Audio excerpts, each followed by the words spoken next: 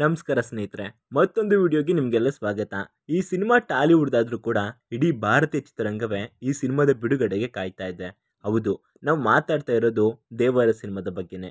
ಈ ಸಿನಿಮಾದ ಮೊದಲನೇ ಭಾಗ ಇದೇ ಸೆಪ್ಟೆಂಬರ್ 27ಕ್ಕೆ ಬಿಡುಗಡೆ ಆಗ್ತಿದ್ದು, ಕೊರಟಲ ಶಿವ ಹಾಗೂ ಜೂನಿಯರ್ NTR ಕಾಂಬಿನೇಷನ್ನಲ್ಲಿ ಮೂಡಿ ಬರುತ್ತಿರುವ ಈ ಸಿನಿಮಾದ ಟೀಸರ್, ಟ್ರೈಲರ್ ಹಾಗೂ ಸಾಂಗ್ಗಳು ಕೂಡ ಬಿಡುಗಡೆ ಆಗಿದ್ದು, ಮೊದಲ ಝಲಕ್ನಲ್ಲೇ ಎಲ್ಲರ ಗಮನವನ್ನು ಸೆಳೆಯುವುದಕ್ಕೆ ಯಶಸ್ವಿಯಾಗಿದೆ.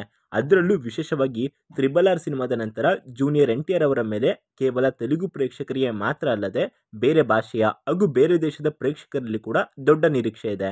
ಹಾಗಾಗಿ ದೇವರ ಪಾರ್ಟ್ 1 ಸಿನಿಮಾದ ಯಶಸ್ಸು ಸಾಕಷ್ಟು ವಿಚಾರಗಳ ಮೇಲೆ ಅವಲಂಬಿತವಾಗಿದೆ. ಹಾಗಿದ್ರೆ ಬನ್ನಿ, ಇವತ್ತಿನ ಈ ವಿಡಿಯೋದಲ್ಲಿ ದೇವರ ಸಿನಿಮಾದಲ್ಲಿ ನಟಿಸಿರೋ ಕಲಾವಿದರಿಗೆ ಸಿಕ್ಕಿರೋ ಸಂಭಾವನೆ ಹಾಗೂ ಸಿನಿಮಾದ ಬಜೆಟ್ ಎಷ್ಟು ಅನ್ನೋದನ್ನ ತಿಳ್ಕೊಂಡು ಬರೋಣ. ಈ ಲಿಸ್ಟ್ನಲ್ಲಿ ಮೊದಲನೇದಾಗಿ ಕಾಣಿಸ್ಕೊಳ್ಳೋದು ಮುರಳಿ ಶರ್ಮಾ ಅವರು. ತೆಲುಗು ಪ್ರೇಕ್ಷಕರಿಗೆ ಚಿರಪರಿಚಿತವಾಗಿರೋ ಮುರಳಿ ಶರ್ಮಾ ಅವರು ಕೂಡ ದೇವರ ಸಿನಿಮಾದಲ್ಲಿ ನಟಿಸುತ್ತಿದ್ದು 40 ಲಕ್ಷ ರೂಪಾಯಿಗಳನ್ನ ಸಂಭಾವನೆಯನ್ನಾಗಿ ಪಡೆದಿದ್ದಾರೆ ಅನ್ನೋ ಮಾಹಿತಿ ಇದೆ. ಹಿರಿಯ ನಟ ಆಗಿದ್ರೂ ಕೂಡ ಪರ್ಫಾರ್ಮೆನ್ಸ್ ವಿಚಾರದಲ್ಲಿ ಮುರಳಿ ಶರ್ಮಾ ಅವರು ಯಾವತ್ತೂ ಮಾಸಿಲ್ಲ. ಶ್ರೀಕಾಂತ್ ಕನ್ನಡದಲ್ಲೂ ನಟಿಸಿರೋ ತೆಲುಗು ನಟ. ಶ್ರೀಕಾಂತ್ ಕೂಡ ಯಾವುದೇ ಪಾತ್ರವನ್ನು ಕೊಟ್ಟರೂ ಸುಲಭವಾಗಿ ನಿಭಾಯಿಸಬಲ್ಲರು. ಇವರು ಕೂಡ ದೇವರ ಸಿನಿಮಾದಲ್ಲಿ ನಟಿಸಿದ್ದು ತಮ್ಮ ಪಾತ್ರಕ್ಕಾಗಿ ಭರ್ಜರಿ 50 ಲಕ್ಷ ರೂಪಾಯಿಗಳನ್ನ ಸಂಭಾವನೆಯಾಗಿ ಪಡೆದಿದ್ದಾರೆ ಅನ್ನೋ ಸುದ್ದಿ ಇದೆ. ಪ್ರಕಾಶ್ ರಾಜ್ ಬಹುಭಾಷಾ ನಟ ಹಾಗೂ ಕನ್ನಡ ಪ್ರತಿಭೆಯಾಗಿರುವಂಥ ಪ್ರಕಾಶ್ ರಾಜ್ ತಮ್ಮ ವೈಯಕ್ತಿಕ ಜೀವನದ ನಿಲುವು ಹಾಗೂ ಅಭಿಪ್ರಾಯದ ವಿಚಾರದಲ್ಲಿ ಸಾಕಷ್ಟು ಚರ್ಚೆ ಆಗ್ತಿರ್ತಾನೆ ಇರ್ತಾರೆ. ಆದರೆ ನಟನ ವಿಚಾರದಲ್ಲಿ ಪ್ರಕಾಶ್ ರಾಜ್ ಅವರನ್ನ ಮೀರಿಸೋದಕ್ಕೆ ಸಾಧ್ಯನೇ ಇಲ್ಲ ಕಣ್ರಿ. ದೇವರ ಸಿನಿಮಾದಲ್ಲಿ ಪ್ರಮುಖ ಪಾತ್ರದಲ್ಲಿ ಕಾಣಿಸ್ಕೊಂಡಿರೋ ಪ್ರಕಾಶ್ ರಾಜ್ ಈ ಸಿನಿಮಾದಲ್ಲಿ ನಟಿಸೋದಕ್ಕೆ 1-2 ಕೋಟಿ ರೂಪಾಯಿ ಸಂಭಾವನೆಯನ್ನು ಪಡೆದುಕೊಂಡಿದ್ದಾರೆ ಅನ್ನೋ ಸುದ್ದಿ ಇದೆ. ಜಾನ್ವಿ ಕಪೂರ್ 2018ರಲ್ಲಿ ಬಿಡುಗಡೆಯಾದ ಧಡಕ್ ಸಿನಿಮಾದ ಮೂಲಕ ಬಾಲಿವುಡ್ಗೆ ಕಾಲಿಟ್ಟ ಜಾನ್ವಿ ಕಪೂರ್ ಧಡಕ್ ಸಿನಿಮಾದ ನಂತರ ಬಾಲಿವುಡ್ನಲ್ಲಿ ಬ್ಯುಸಿಯಾಗಿ ಹಲವು ಸಿನಿಮಾಗಳಲ್ಲಿ ಕಾಣಿಸ್ಕೊಂಡಿದ್ರು. ಸದ್ಯ ಶ್ರೀದೇವಿ ಪುತ್ರಿ ಜಾನ್ವಿ ಕಪೂರ್ ಕೂಡ ಜೂನಿಯರ್ NTR ಅವರ ದೇವರ ಸಿನಿಮಾದಲ್ಲಿ ನಟಿಸೋದಕ್ಕೆ ಭರ್ಜರಿ 6 ಕೋಟಿ ರೂಪಾಯಿಗಳನ್ನ ಸಂಭಾವನೆಯಾಗಿ ಪಡೆದಿದ್ದಾರಂತೆ.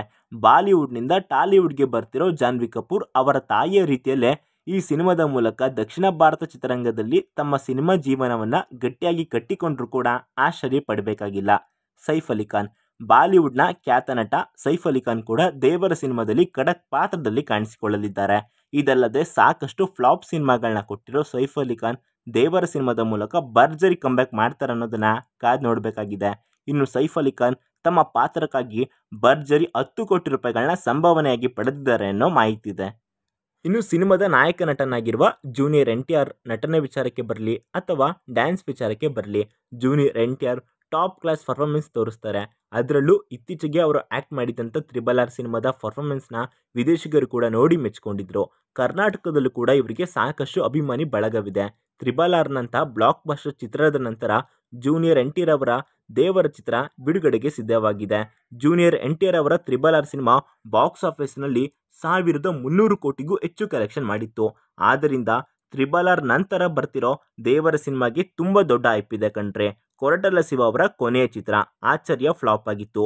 ಜೂನಿಯರ್ NTR ಅವರ RRR ಬ್ಲಾಕ್ ಬಸ್ಟರ್ ಆಗಿದೆ. ಈ ಕಾಂಬಿನೇಷನಲ್ಲಿ ಬರ್ತಿರೋ ದೇವರ ಬಾಕ್ಸ್ ಆಫೀಸ್ನ ಶೇಕ್ ಮಾಡ್ತಾನೆ ಅನ್ನೋದನ್ನ ಕಾದು ನೋಡಬೇಕಾಗಿದೆ. ಇನ್ನು ದೇವರ ಚಿತ್ರದಲ್ಲಿ ನಟಿಸೋದಕ್ಕೆ ಜೂನಿಯರ್ NTR ಬರೋಬ್ಬರಿ 100-120 ಕೋಟಿ ರೂಪಾಯಿಗಳನ್ನ ಸಂಭಾವನೆಯಾಗಿ ಪಡೆದಿದ್ದಾರೆ ಅನ್ನೋ ಸುದ್ದಿ ಇದೆ. ಇನ್ನು ಸಿನಿಮಾದ ಬಜೆಟ್ ವಿಷಯಕ್ಕೆ ಬಂದರೆ 250-300 ಕೋಟಿ ರೂಪಾಯಿಗಳವರೆಗೂ ದೇವರ ಸಿನಿಮಾದ ಬಜೆಟ್ ಆಗಿರಬಹುದು ಅಂತ ಚಿತ್ರತಂಡವೇ ಹೇಳ್ಕೊಂಡಿದೆ. ಸಿನಿಮಾದ ಮೇಲೆ ಸಾಕಷ್ಟು ಎಕ್ಸ್ಪೆಕ್ಟೇಷನ್ ಇದೆ. ಇದೇ ಸೆಪ್ಟೆಂಬರ್ 27ಕ್ಕೆ ಈ ಸಿನಿಮಾ ತೆಲುಗು ಸೇರಿದಂತೆ ಹಿಂದಿ, ಕನ್ನಡ, ತಮಿಳ್ ಹಾಗೂ ಮಲಯಾಳಂಗಳಲ್ಲೂ ಕೂಡ ರಿಲೀಸ್ ಆಗ್ತಾ ಇದೆ. ಸಿನಿಮಾ ಈಗಾಗಲೇ ಸಾಕಷ್ಟು ಬಸ್ ಕ್ರಿಯೇಟ್ ಮಾಡಿದೆ. ಬಾಕ್ಸ್ ಆಫೀಸ್ನಲ್ಲಿ ಯಾವ ರೀತಿ ಪರ್ಫಾರ್ಮೆನ್ಸ್ ಮಾಡುತ್ತೆ ಅನ್ನೋದನ್ನು ನಾವೆಲ್ಲ ಕಾದು ನೋಡಬೇಕು.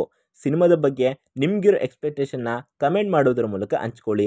ಇದೇ ಸ್ನೇಹಿತರೆ, ದೇವರ ಸಿನಿಮಾದ ಕಲಾವಿದರ ರೆಮ್ಯುನರೇಷನ್ ಹಾಗೂ ಬಜೆಟ್ ಡೀಟೇಲ್ಸ್. ಮುಂದಿನ ವಿಡಿಯೋದಲ್ಲಿ ಇದೇ ರೀತಿ ಇನ್ನಷ್ಟು ಇಂಟ್ರೆಸ್ಟಿಂಗ್ ಕಂಟೆಂಟ್ ಒಂದಿಗೆ ಮತ್ತೆ ಬರ್ತೀವಿ. Signing off, Shashi.